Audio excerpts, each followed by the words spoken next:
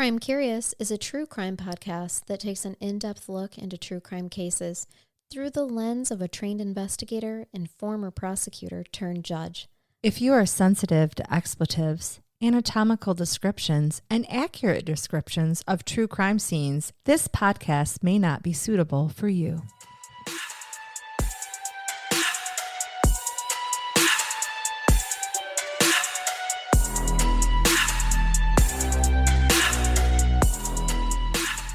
Welcome to Crime Curious. I'm Charnell. And I'm Megan.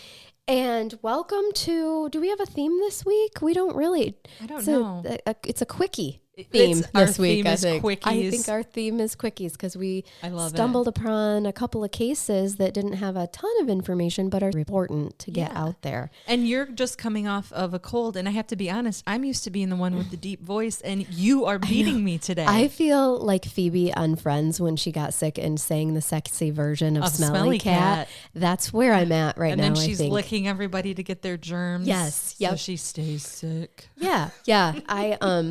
I'm recovering from bronchitis and influenza, and it hit me really, really hard. And hopefully I'm on the upswing. We had to cancel some recording sessions, actually, so sorry about that. We're getting caught up, though. We are. We're going to get caught up. Let's shake our gree-grees. Oh, yeah. For good luck. This time I have the raccoon bones. And I have the kangaroo sack. The kangaroo sack. With the lucky crystals.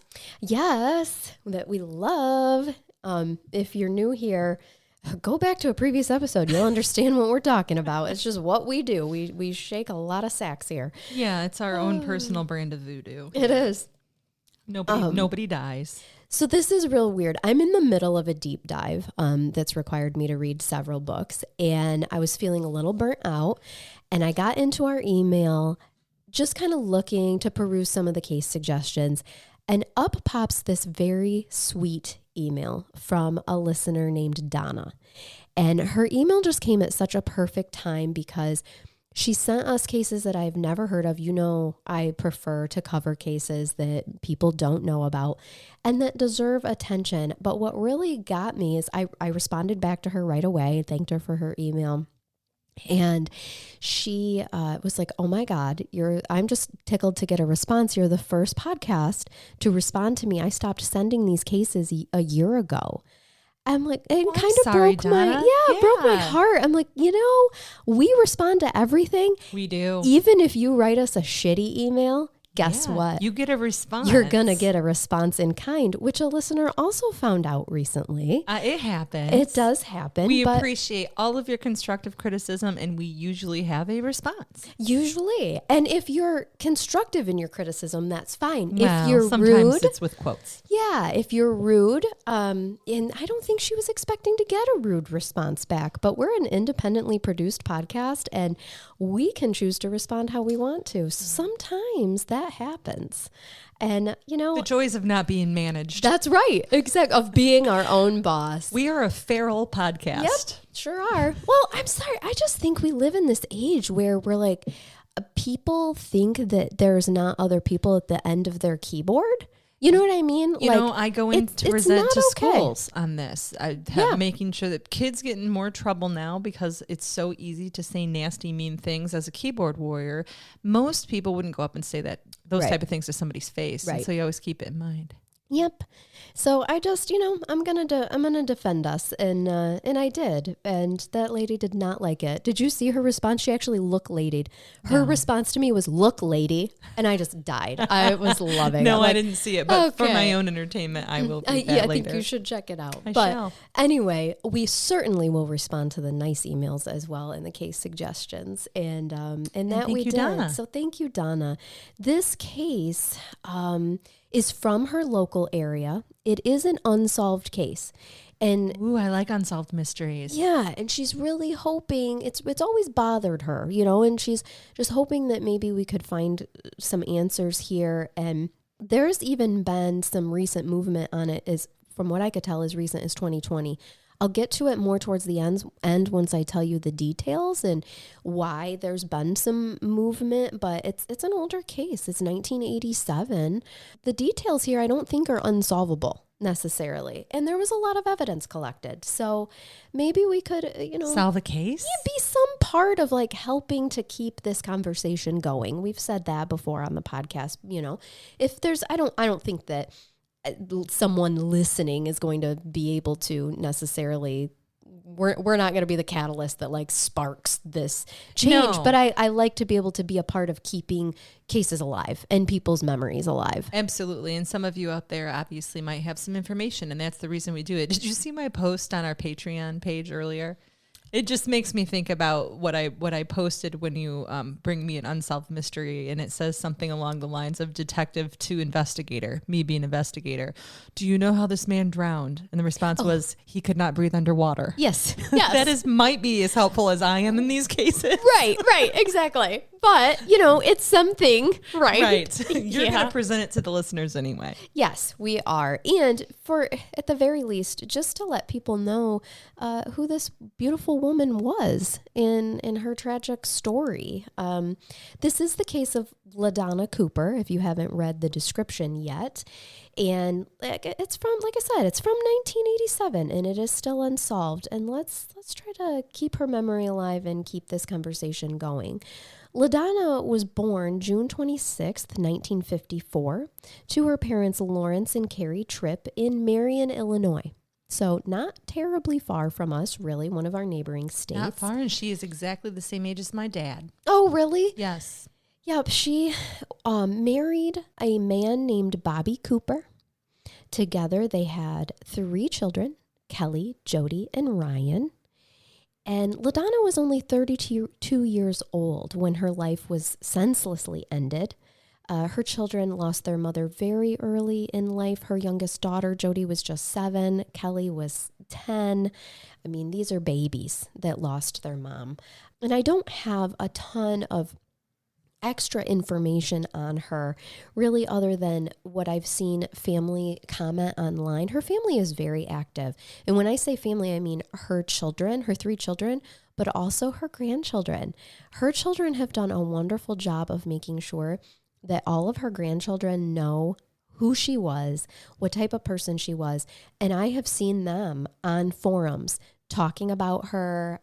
There's not a lot of podcast coverage. I did find another YouTuber who had did like a half an hour episode on her and noticed that one of her granddaughters had commented, thank you for covering my grandmother's case. And they're keeping her memory alive and continuing to try to look for answers. And yes. I love them already. Yes. And one thing that really resonated with me is that each time that I saw them comment, these are her grandchildren that she never got to meet, but it is clear that her children have let them know exactly what she was like. They were saying that she was an amazing artist. She was super headstrong. She was a strong follower of Christ. And the biggest thing is that family was everything to her. She would probably love to know that she has 9 granddaughters now. 9 granddaughters? Yes. Are there any grandsons? I don't know. Look at all these women. The oldest granddaughter had commented on something online and said she has 9 granddaughters now. And we're all told that if she were still here, she would be doting upon all of those grandbabies. Family was her number one priority. And we can actually even see that in her last day of life, just how much, obviously, family values and family meant to her, because she did interact. She did get to see her children before she met her untimely murder. It's really cool, Charnell, especially since you said these are all girls, right? Yeah. All these granddaughters. One of the things that science has shown, and I know you've probably read this too with all of your child development information, is that those of us who give birth, which would be us women, we carry the DNA of our children permanently. Yes. And then they carry that on. So literally you have these strong granddaughters out there who all have just a little piece of their grandma in their DNA anyway. Yep, exactly. And they're continuing to advocate for her. That was me being sappy. I like this family already. Yes, they. I loved to see how active they were in the media, still all these years later, and online, speaking about what an amazing woman that she was and what great values she had. I'm going to take you to the day of the crime. And you'll understand what I meant about their family values in this beginning sentence. So, or this opening statement, I guess, that you mostly read when you look up just general articles about this. Most articles open with this, but the day that we're going to talk about is Wednesday, March 4th, 1987. And what happened was LaDonna was working at a diner named Bonanza. She was actually, I believe, the evening manager at the time. And about 8 o'clock, Bobby, her husband, brought all 3 of the kids in because 8 o'clock was her break time, and they all ate dinner together. So cute. You know, you've got a mom, a working mother who has to work third shift or second shift, right? And you have 3 school-age children. They probably don't get to spend a whole lot of time during the week together. And so this is how they adjusted their schedule. You know, Bobby brought the kids in, not the boys. They had 2 girls and a son. Brought the kids in so they could all eat together and share a meal. And one of the things that you see the family speak about a lot is how grateful they were for this time because this was their last family meal that they were able to share together, unfortunately. I just thought that was amazing when you look at how much they say family was everything to her. I'm like, yeah, look at how much they thought out of the box. Because do you know how easy it could have been for dad just to give them dinner most nights and, you know, mom do her shift at the diner? Something quick. Yeah, but I just love that they had this last moment together. Now, LaDonna was in charge of shutting down the business for the night. And part of her duties were to ensure that all the receipts and the money were to be documented and taken to the bank deposit in the night. Okay, like dropped off at the bank deposit. That was part of her job duties. That day, the restaurant had actually been extremely busy, so there were a lot of receipts to go through, lots of money, and the shift employees had stayed later than usual. And because of this, and because family is everything to her, LaDonna had actually called her husband Bobby about 11:45 p.m. to let him know, I'm sorry, had to stay late. Don't worry about me. I had to stay late, but I'm going to be leaving in about 10 minutes to do the deposit, and then I'll be home. When it gets to be about 12:15 a.m. on Thursday, March 5th, so she called it at 11:45, so it had been a half an hour. He starts to get a little bit worried because he knows, all right, if she was leaving in 10 minutes, she has to do that quick deposit, she should be home by now. And it's 12:15 a.m. I'm sure that he just is being extra cautious, right? So he calls the restaurant. There's no answer. So he's like, okay, they closed. That's weird that she's not home. A little more time goes by and he decides, you know what? I'm just going to drive. I feel like Bobby knew. Bobby had a bad feeling because he was on this pretty dang quick. We didn't have cell phones. No. So, yeah, if no one picks up their landline. Yep. He just decided, you know what, I'm going to get in my vehicle. And they lived on Goodall Street in Marion. And he left their home and went to go drive by Bonanza, the restaurant, just to see what's going on. Well, he got there and there was no sign of LaDonna or their 1986 Buick Century. So she had left work. Yep. So he's like, okay, well, she left. I probably missed her, in the interim, right? In transit. We passed each other. Yep. So I'm going to go back home and I bet she'll be there. So he does. And the car's not there. Yes. And she's not there. So now he's like, you know what? I'm going to call Bonanza's owners. It said management. I read a couple of different things, owners, management, whatever. He calls the higher ups anyway, right? Well, they go to check out the situation and they find that it looks like the business had been closed down for the night. So they're like, you know what? That's really weird. LaDonna's car, the night receipts, and the change, all the money from the restaurant are not there. So they know that, she must have had it somewhere. She had to have been on her way to make this deposit, right? The next morning, Bobby goes right to the police because he knows his wife is not just leaving, right? There is something suspicious here. The police come in and they notice right away that there does seem to be in the restaurant a sign of a struggle. Okay, so there's some chairs or things moved around or flipped over. There were, what we know, what's being released that we know of, is that there were some small blood droplets. There's not a lot, but there was enough that they know that this is a sign of a struggle, and they believe that LaDonna was trying to free herself. Okay, so there's enough blood to see that there's a struggle, but there's not enough to say like a murder, a homicide, some damage has happened here. At this point in time in the restaurant, they think she was possibly apprehended, yes, and was probably trying to free herself, and that's where blood was drawn. Again, so we're not talking blood evidence. We're not talking pools of blood, though, to indicate some type of a strike or a shot that would have ended a life. You indicated that. This is almost like I don't want to use the term blood splatter because that indicates a shotgun of some kind, but droplets. No, it's droplets. Yes. Yep. It was described as droplets. Yep. So then the morning of March 5th, 1987, this is the next day, Thursday, LaDonna's purse was discovered in a dumpster behind what was called the Hitchin Post, which was a Western store just south of Bonanza restaurant. And it was located directly behind Dunn's Sporting Goods. Okay. All right. I'm picturing our hometown here. Yep. So they find her purse. Now they know like something is really amiss here.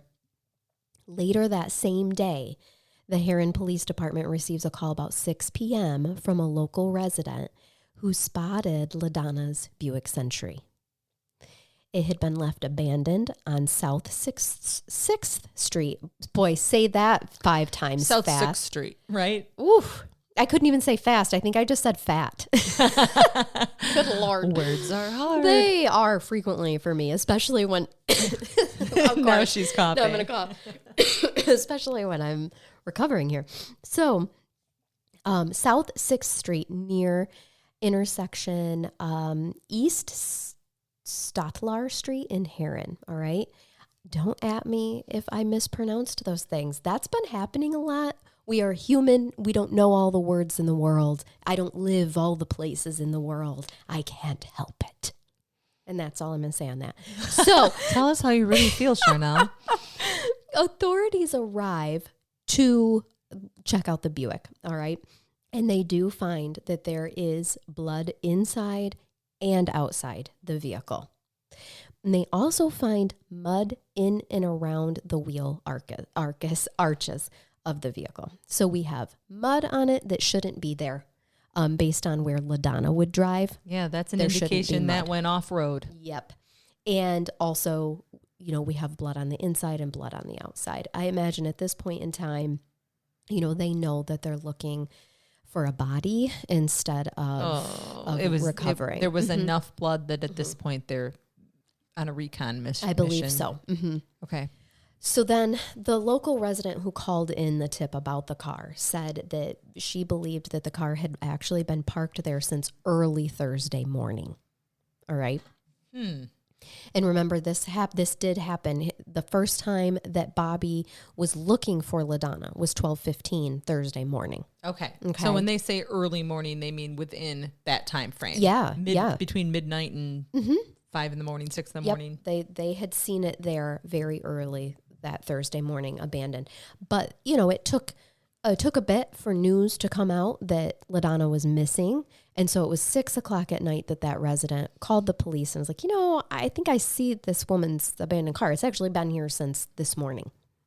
Well, then on Friday, March 6th, 1987, at about 1:30 p.m., the body of LaDonna Cooper was discovered.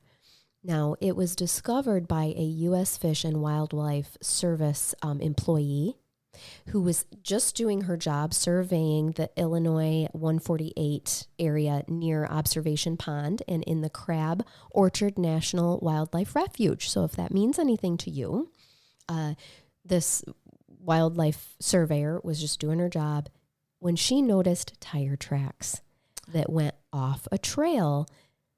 And then as she followed those with her binoculars, she spots something near the water's edge.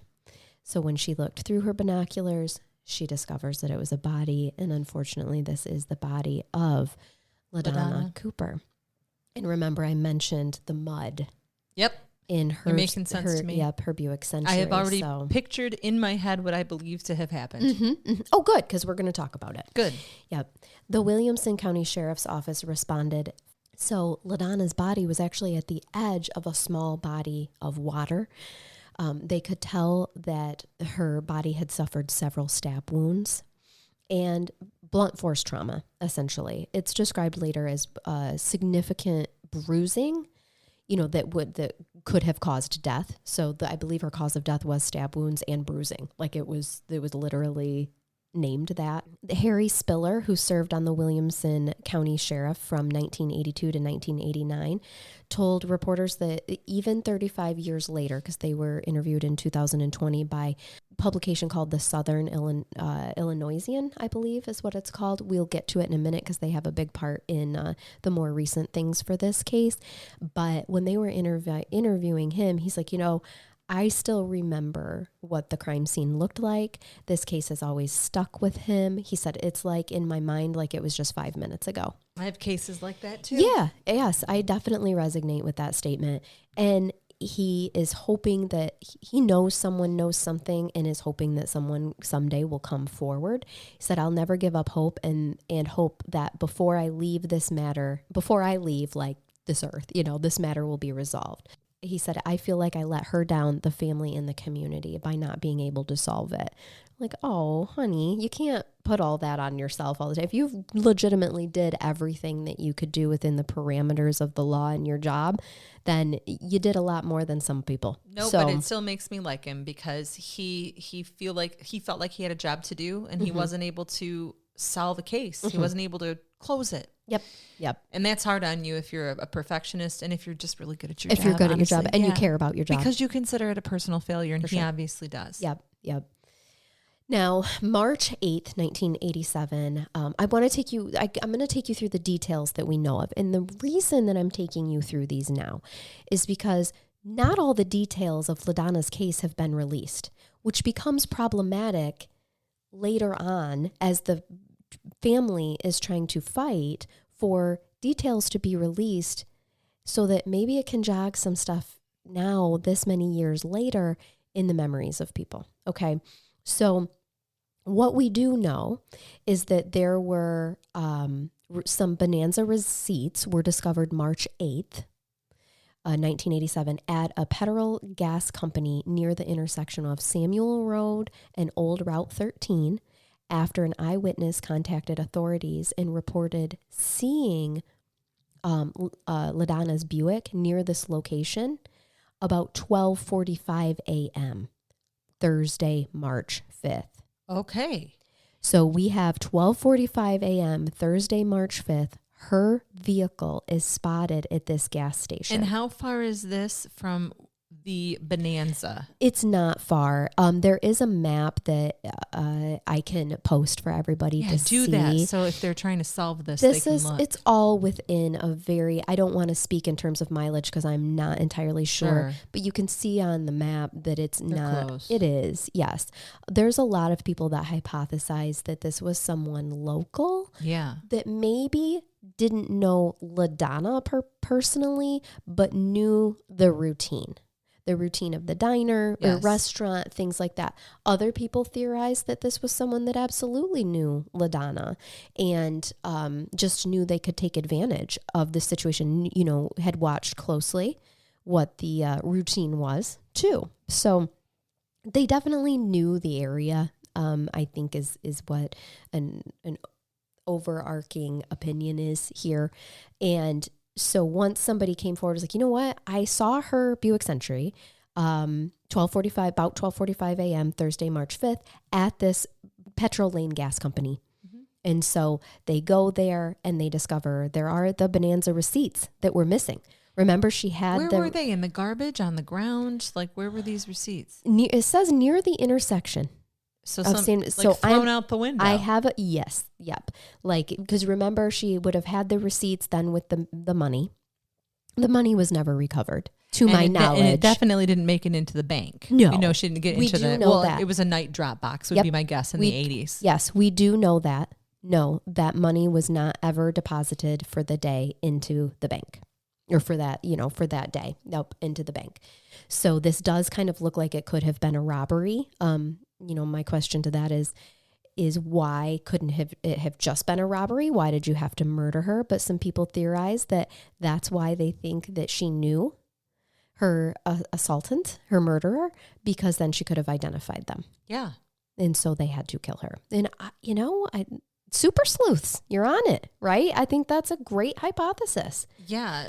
Charnell, I was thinking the same thing. I mean, my thought is that somebody who she knew came in at the diner at the end of the day. They maybe attempted to even rob her at that point in time. She fought back. She was assaulted. They didn't have a vehicle. They made her get in hers. My guess is they were driving. I wouldn't guess her only because I don't know that she would have driven out to that area where we saw the tire tracks go down. But I could be wrong because we also could say maybe if they had a gun, could have made her drive. Mm-hmm. And then did she attempt to ditch the vehicle? Did she attempt to drive into the pond? But that's where her body ends up. So to me, it drove down there to dump her. That's why. That's what I think. Receipts thrown out the side of the road. Mm-hmm. Money stolen, and then car abandoned. ditched. Yeah, mm-hmm. I mean that's all we probably know. And I did wonder if the reason there weren't more signs of a struggle at the restaurant is I can buy into the theory of she knew the person, and so she really didn't realize she was in danger at first until they went to apprehend her or the money or whatnot. Because there's not tables flipped over. No. There's not broken things. And if she was assaulted and made to get in the vehicle, she could have been killed immediately in the vehicle as soon as she got to the parking lot. And then he just drove around with immediately. her. Hell, even. He or she. Yeah. I'm going with he. Yeah. It's 1987. Mm-hmm. I know. Statistically speaking. Sorry, guys. I'm going with, never be a man. It's all penis involved at this point. On April 2nd, 1987, they did do a coroner's inquest, all right, into they needed to do a return of verdict for her cause of death, okay? And they did determine her cause of death was multiple serious wounds and stab wounds, and that is all that's been released as well. They collected 150 pieces of evidence, Megan, and they investigated numerous leads and 20 suspects, but there was never enough evidence to move forward with prosecution. Now, that does not mean that they don't have hot takes on who it might be. A firm lead. But they don't have enough for prosecution. So this case stayed cold for many years. In 2005, the cold case unit in Marion expressed hope that advances in DNA technology could uncover a clue that would, solve the murder. That has happened numerous times. Blood and DNA from inside the car, on her body, in the diner with the blood droplets, because those could have been, that blood could have been from the defendant. Yeah, it absolutely could have. They collected 150 pieces of evidence. Then, in 2002, Bill Marks of the Williamson County Cold Case Unit said, "We have," and I quote, "we have suspects. We can see the end of the tunnel. It's just going to be a while before we get there." Cold Case Squad special investigators have developed significant and critical information as a result of interviews of numerous individuals in regards to LaDonna Cooper's case. He urged anyone with information to come forward. This is, again, still 2012. And despite those leads and despite all that positivity, the case remains cold. So then the Southern Illinois, is it Southern Illinoisian? Yeah, I mean, when you say Illinois, the S is silent, but when you say it like that, I want to say it is. Illinoisian. No, it's Illinoisian. Illinoisian. The S ain't silent in that one. No, please don't at me about it. And if it is, I just changed the name. So there we go. I'm doing it. The Southern Illinoisian publication. Now, I looked them up, and according to their website, they say that they take in-depth looks at some unsolved cases throughout their region, okay? And that their staff work to revisit some of the cases to spark conversation after many years. So in 2022, the Southern Illinoisian reached out to LaDonna's family, and they had this series called Chasing Closure, and they wanted to take a look at LaDonna's case. Now, this is what Kelly, her daughter, LaDonna's daughter, Kelly, who was 10 at the time that her mom was murdered, she said, when the Southern contacted me, I was presented with an article about the unsolved murder of Ryan Livingston in Carbondale. She said, I was absolutely blown away by the narrative provided and the facts given without causing harm to Ryan's case. I wanted my mother's story to be written and told in the same way. I wanted more to be said about her last moments on earth. So the Southern Illinoisian submitted a Freedom of Information Act request to review the public records on LaDonna's case in 2020. Okay, now this is a great opportunity for us to educate everybody on you've heard us talk about it before, Freedom of Information Act request. When you're in the business, it's called a FOIA request. So if we've ever spouted out that lingo before. I do it all the time. Yep. I'm an acronym whore. Yeah, we often, say that. This is what we're talking about. And you do, as the public, okay, the Freedom of Information Act allows for any that are handled by a public government entity yeah. to disclose information for transparency's sake. Okay, so like any investigation, guys, that I do for my job, you can FOIA. Actually, you don't even have to. You can see my work online. But given the nature of the fact that I license public places, but my investigations that I do, as long as it does not involve child abuse or neglect, which is confidential to protect the victim, even that can be FOIA-able if it's not an ongoing and active case. It just redact the parts you don't get. And that means that you're going to see black marks on your paperwork that you request. Yep, exactly. The Southern submits this on behalf of the family, all right? And what happens is the city of Marion, the Williamson County Sheriff's Office, and the Illinois State Police, and the Williams County Coroner's Office, they submitted FOIA requests to all of those offices. They all denied the Southern access to any records relating to LaDonna's case at all. Because it was open? They are saying they have a privilege to deny it because it's an ongoing investigation. They're not wrong. Correct. And this is where the family says, we understand that this is an ongoing investigation. This is an open investigation. But it's a cold case. We're questioning how active the investigation is. And that is a legitimate question. It is. And it was this part, Megan, we have reached the aha moment of why Charnell chose to pick this case and cover this case, because it's legit. Yes. Do they have the right to deny the FOIA within the parameters of the law? Certainly, because it is still an open case. But how active is it? You're not actively working on it. So to the family, they're saying, what is the harm in releasing some more details that we can take to the public, like you did in the Ryan Livingston case in Carbondale? You released more information. It did not cause harm to the case. And you got it solved. And it got solved. And that is their point here. I mean, personal opinion, just that's a disclaimer. Once you've had a number of, I don't know, let's say decades go by where you can't solve a case, I don't know that it hurts anything to release all of the information. Right. Your case can't get worse, right? Right. Your case is at rock bottom. Here's your worst case scenario. You can't prosecute it for some reason. Horrible, right? Yeah. Devastating to the family. But is it any more devastating than never having an answer? Any closure? Excellent point, Judge Megan. Well, excellent point. Again, that's where I am. But I also operate out of a transparency lens. And so I think the more information you give to the public, the better, frankly. Yes. So what happened is, Kelly was saying it's hard to keep pushing forward when we keep getting knocked down. Let me give you a little bit more information from Kelly here. She said, many times our hope was dashed, and I personally felt my faith was being tested. But I know that we will never stop digging and never stop fighting for answers. And by the grace of God, maybe one day my family and I can have the answers and the peace that we deserve. We are not going to give away information that may harm her case. We never intended to do that. I understand it's an open case. I just question how active it is. On August 19th, 2020, the Southern filed a lawsuit in Williamson County Circuit Court claiming that the 4 agencies had improperly withheld public records sought under the FOIA Act. So they feel so strongly enough as to file this on behalf of the family, an actual lawsuit.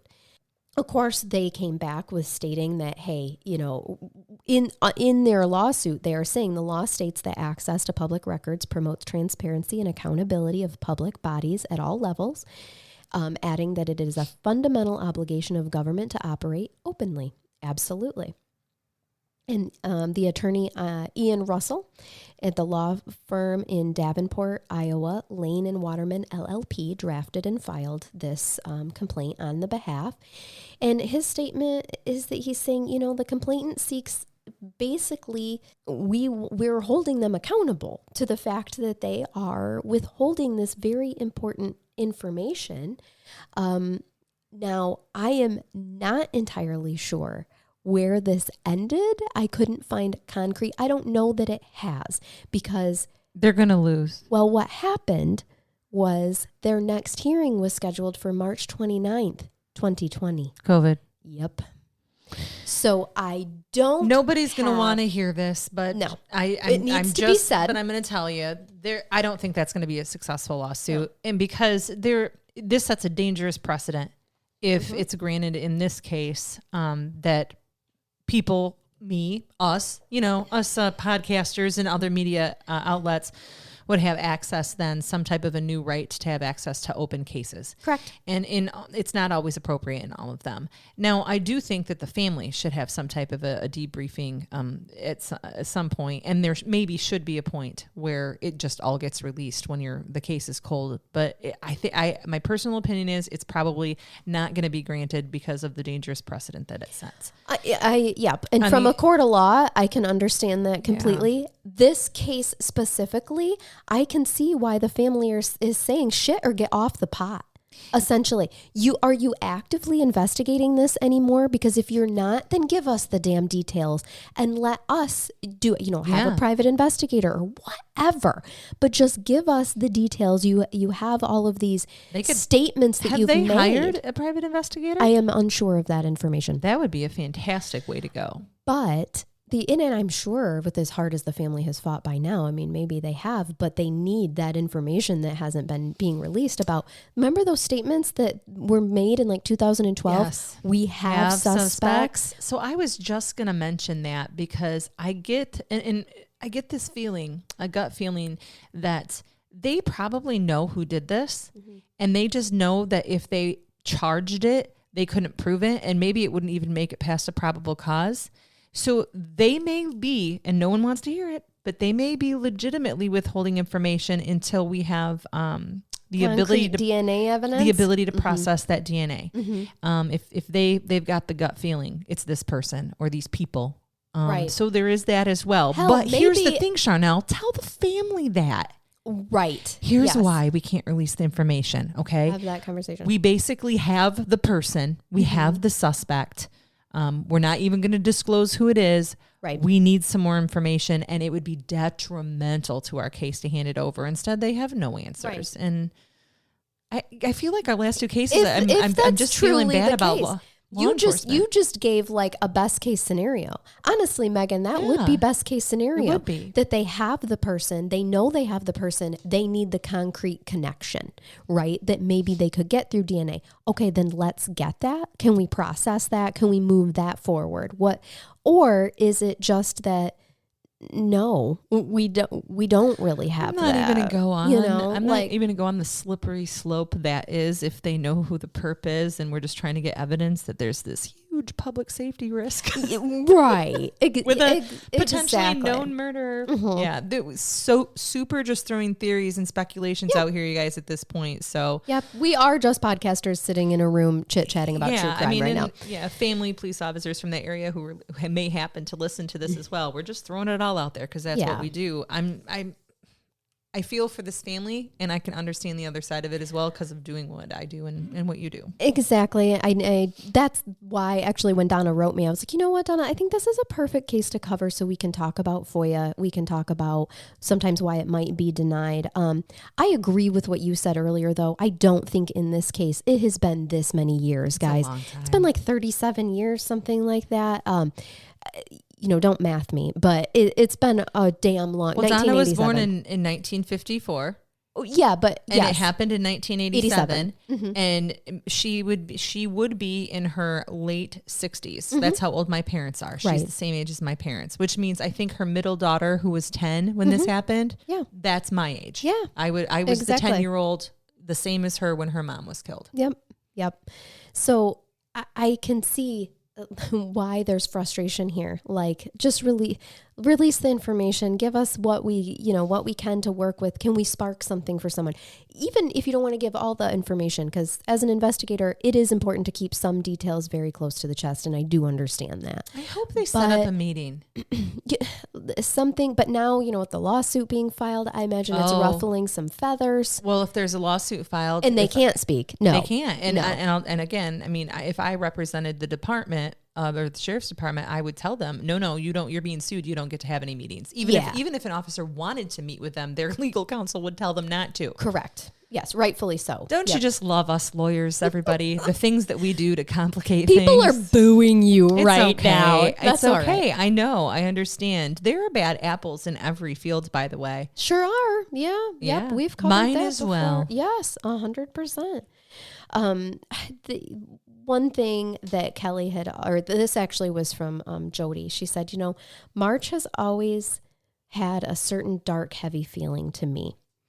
A part of me still looks like that 7-year-old whose life was turned upside down and whose childhood is gone. The 7-year-old whose head is spinning, still struggling to understand what happened, past and why, and trying to figure out where to go from here. Which, I think is something that we don't think about a lot with the people that are left behind, of what the time of year, how triggering the time of year must have been. For some reason, Kelly gets the question a lot of, well, how did it feel to go on without a mom? And I'm like, well, how the hell do you think it felt? Like, she said she was 7 years old and her mommy never came home from work. That's how that feels. Right. It makes me want to cry right now because I can picture myself. I can go back to being 10 when this happened and just knowing my mom worked third shift. She was a nurse. My dad took care of us. And if she just never came home, I can tell you exactly how I'd feel. Right. Yep. Well, and what she said, I thought this was very profound. This was Kelly. So she was the one that was 10. And she said that she gets that question a lot. And she said, my response has been different with each decade that's passed.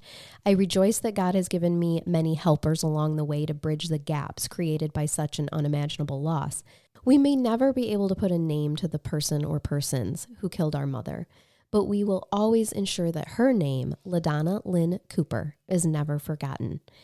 And her last quote from Kelly that I want to end on says, I hold on to memories that I do have, and I remember how loved she made me feel. And I wanted to end on that because I think that tells you what kind of a mother LaDonna Lynn Cooper was. She was only with her babies for 7 and 10 years, and some of us can't even remember details about our life from that time. And this woman can say, I remember how loved she made me feel. And LaDonna Lynn Cooper. Yep. There are power in words. There we go. So hopefully someday and also the Bonanza restaurant is now the Mexican restaurant Tequilas. Oh. That you can go visit as well if you'd like to. But yeah, Donna, thank you very much for bringing this case to our attention. I know it's not as long as the cases that we typically do. I think every once in a while, a nice 45-minute case is good for a drive to work, and we need to give that to the people too. Yep, and just know that LaDonna was out there. She was an amazing mother, a follower in Christ. said to be very headstrong, and her 9 granddaughters are still out there online carrying on her name and talking about how much they wish that they could have known her. Can you imagine how proud this woman is, who obviously is in heaven because that was her Christian faith, right? Looking down at these women and her son, and then all of these granddaughters. Like, how proud she must be of you guys. I know. And I do have a cute little brain bath for you. Okay. That happened to me today. Oh, and as a pillow just fell that you were leaning against, that's the pillow's a part of the brain bath. Let me just clarify that my bra is still on. It was an actual pillow. Nothing else fell out over here. No. Just cuddled up. They would have known if your breast had actually fallen out. I would have been. Yeah, right. Right. Exactly. Perfect. Noises would have been made. Right. No, so I had a really cute encounter today. I was in Walmart. I wanted to get us new pillows for our new chairs so that they were more comfortable against our back. And I'm in the pillow aisle, and this sweet woman approaches me and says, "Are you Charnell?" And I was like, "Yeah." Sometimes it's not good when they say that, guys. Well, especially in the job that I do. I'm like, I don't know. Why? What have you heard? Maybe. That depends. And she's like, "I'm listening to you right now." Oh, no shit. I look at her and you can't tell that she's listening to anything. She has earbuds? Oh, no. She has no earbuds. Megan, she has Bluetooth hearing aids that are invisible. I was looking for them in her ear and could not see them. Okay. So technology is so amazing. It is so amazing. But she stopped me and was like, I'm listening to you right now. So I went to tell her, like, thank you, you know. She's like, hold on, I have to pause you because I can't listen to both of you at the same time. She just made my day. Shout out to Mary. We adopt her? I want to adopt her. Shout out to Mary. You're a doll. And she's like, I have a funny story. I apologize. It's okay. Get your shit together. I swear I had it off. God. Did you all hear that? Megan's phone. Someone has the audacity to call her when we're recording. It was my kid's school. Gosh. So she's like, I have a really funny story to tell you. We're standing in the middle of Walmart and she's like, I know you can't tell that I was listening to you, but you know, she explained the thing. She goes, well, a couple of days ago, I wanted to get myself some fries. So she took herself to a local restaurant, was sitting by a window, eating fries, listening to one of our episodes. She said, clearly, I was making faces and responding like, what the fuck? What's going on? Yep. You know, as we all do while we're listening to these episodes, right? Like we're always, when I listen to audiobooks or podcasts, I'm always responding in some way. She's like, I know I was making faces. I was talking to myself. She goes, but then I got to the brain bath and I started laughing to myself hysterically. But you have to picture this. She is in a booth in a restaurant alone. By herself, eating fries. Yep. She's got hearing aids in that no one can see, and she wears her hair behind her ears. So people can see that they can't see anything in her ear. She's clearly not wearing earbuds. She looks batshit crazy is what's happening. Crazy Mary. Yes. She just is sitting there eating her fries, staring out the window, chatting, laughing. The waitress is coming up and like serving her and stuff, but looking concerned. Finally, the waitress approached her and made sure she was okay. That's funny. They legitimately... And sweet waitress. Very sweet, but they thought that they were going to have to call in management to call someone because they thought that this woman was having an episode. Somebody come pick your mom up. All because of our podcast and because of the fact that she has these invisible Bluetooth hearing aids connected to her phone. Known to cause involuntary mental hospitalizations. Crime Curious. A crime podcast that doesn't suck. See? Thanks, Mary. Doesn't suck. Yes. So I just had I got such a chuckle out of it. She helped me pick out a cute gift for my mom, actually. I got us our pillows. You did adopt her. I know. I got us our pillows and I told her all about how we were recording tonight, and this is why I was in the pillow section. I'm never in the pillow section in Walmart. And then I got a Facebook message and she's like, just so you know, I just listened. She was listening while she was shopping. And as she was checking out, she got to the brain bath about the jellyfish up the ass. She's a couple behind. And she was, she said that she started with the new ones, then started from the beginning. Now she's like meeting in the middle, you know. Yeah, I do that with podcasts too. Me too. And so she said, so I'm laughing hysterically in the middle of checking out, and once again, people are looking at me like I am absolutely crazy. And usually, I don't think in this day and age it's unusual anymore. You figure it out pretty quick that people have earbuds in, right? Yeah. But I'm telling you, when you look at Mary and she's wearing her hair behind her ears, guys, you can't see anything. No, these new hearing aids, fantastic. So it's a super clear wire, and it actually tucks into the folds of your ear so you can't see it, and then it goes down in was it the cochlea? It looked like the thing was hardwired into her brain. Correct. So I don't know if she has a cochlear implant, but anyway, it goes down into there.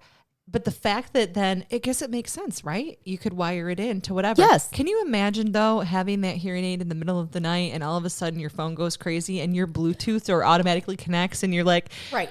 Have you ever seen the movie Real Genius? No. With Val Kilmer? Well, you must watch it, because at one point in time, they like tech this thing up, and this is a 1980s movie, and he's like, this is God. Yeah. Right? Yeah. You're hearing things. What's happening? Excuse me. Mary. Yes, that would happen. She literally was trying to show me where they were, and I still couldn't see these things. I'm like, I'm not convinced. I think they actually just hardwired it right into your brain, Mary, because I still never could see the damn things. So I to all of you out there who have been in Mary's position on our behalf, thank you. Thank you. We appreciate that. And it was so sweet of her to approach me and say, are you Charnell? It was just a fun moment, and we got a good laugh out of it, and nice pillows and a cute present for my mama, which I can't say what it is because she listens. Oh, so I don't want to spoil it. No, can't. Her birthday's this week. So yeah, so I just thought that was cute. And I bet a lot of you guys can, because I know people have written us about like, okay, when I'm walking my dogs and I'm laughing hysterically at the brain baths, I look crazy. Like, yes. We see you. We appreciate you. Thank you for being crazy on our behalf. We appreciate you. We do.